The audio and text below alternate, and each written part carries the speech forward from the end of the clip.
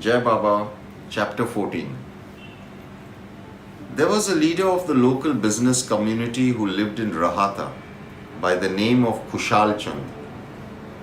His uncle, Chandrabhan Seth, was also very close to Baba. Baba and the Seth would meet often and loved talking to each other.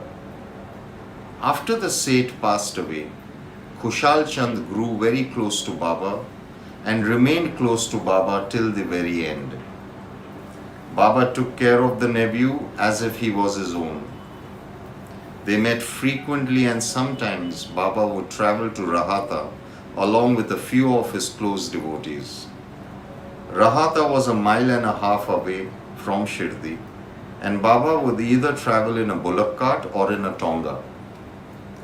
The villagers of Rahhata would be informed in advance of Baba's visit, and all of them would eagerly await Baba and his devotees. The simple villagers would gather, and when Baba arrived, they would play the drums, the shehnai, and other musical instruments and then bow down to their Lord and Master. With the musical instruments playing, Baba would enter the village and then enter Kushal Chand's house. Baba and his devotees would be given snacks and fruits. They would talk, joke, and laugh for a while. Then Baba would return to his beloved Shirdi. Shirdi was situated between Rahhata and Nimgaon, and Baba never left the boundary of these two fortunate villages after settling in Shirdi. Baba had never seen a train in his life, yet strangely, he knew the timetable of every arriving and departing train. Sometimes, his devotees would get impatient to reach the train platform on time or be worried that they would miss their train. Nobody left Baba's presence without his permission. They obeyed Baba, and if Baba told them not to hurry, they would wait till Baba gave them the go-ahead to leave. Often Baba would say that there was no need to hurry as the train would arrive much later than scheduled. Once a man seemed terribly impatient to reach the train platform. He had to reach a particular place to resume his job. Baba, if I miss my train, I will end up reaching late for my job and my boss shall sack me. Baba only smiled. There is only one boss. We have no other master but one.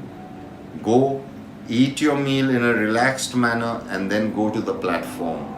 Your train is delayed by a long time, so don't worry about missing it. Everybody had learned the hard way that if you disobeyed Baba, you went through great hardship on the journey. It was Baba's way of telling one and all to never disobey him, not only with regards to the train journey, but most importantly, in regards with the journey of life.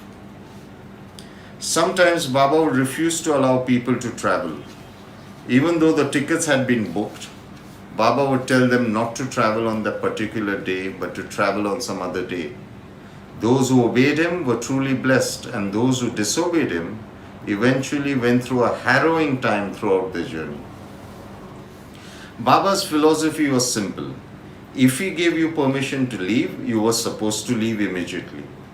Those whom he refused permission had to stay back in Shirdi till the king gave them a signal to go ahead and leave. Those who disobeyed often spoke about how they were robbed during their journey, how accidents had taken place, or the harrowing experiences which they had gone through during their travel. Very often Baba would tell those who needed to depart for their journey not to rush, but to eat a wholesome meal in a relaxed manner and then leave. Some would disobey Baba and would leave immediately on an empty stomach.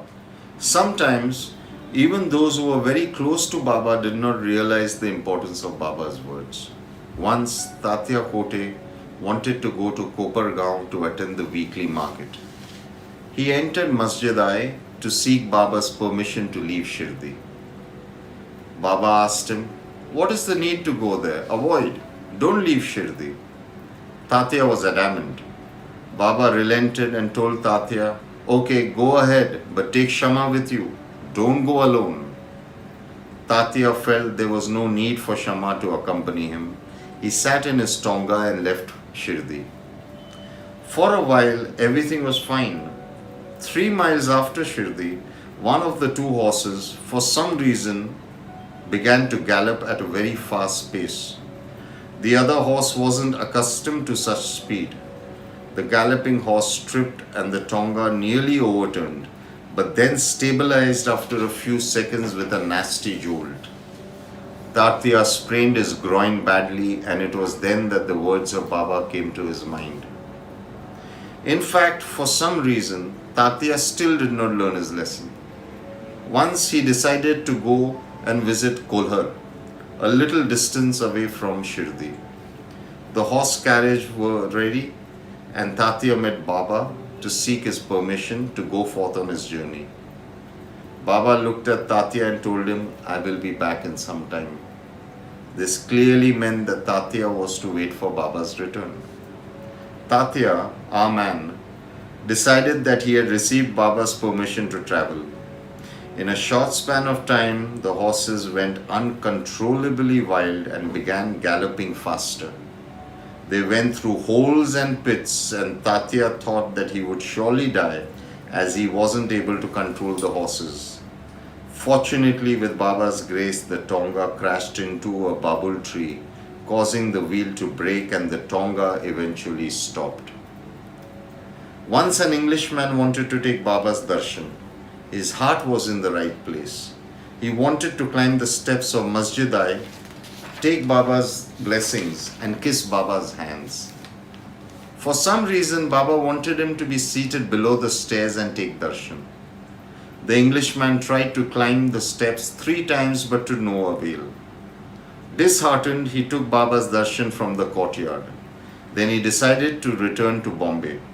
Baba told him not to be in a hurry. Come back tomorrow, take darshan, and then leave. The man was insistent on leaving.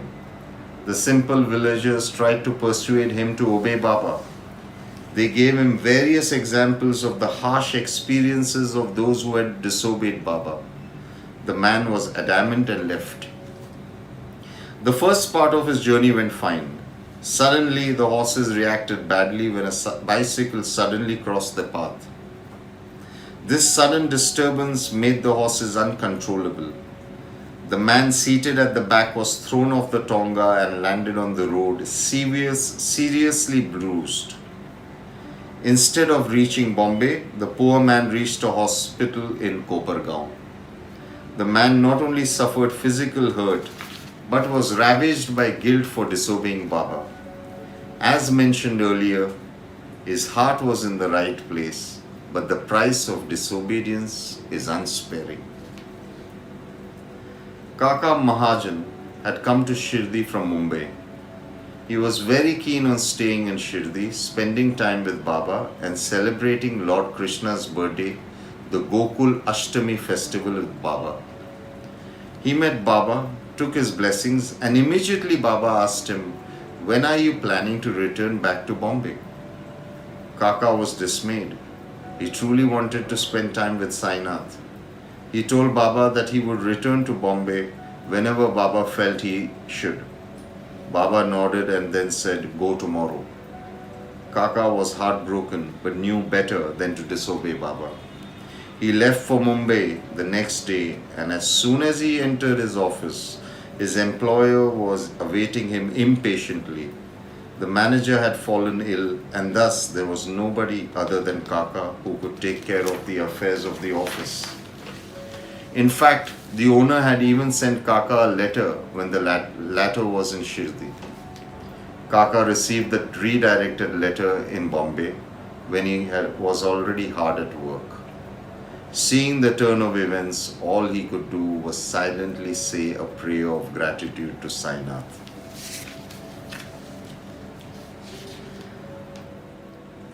It became known far and wide not to disobey Baba when setting out on a journey.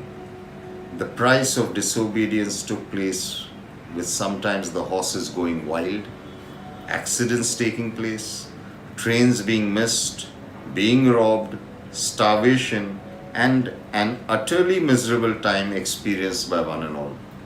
Those who obeyed Baba experienced a blissful journey, often reaching before the scheduled time. Peace be to us all. Bless us, our Sainath, with the wisdom of always obeying Thou through our journey of life and beyond. Jai Sai.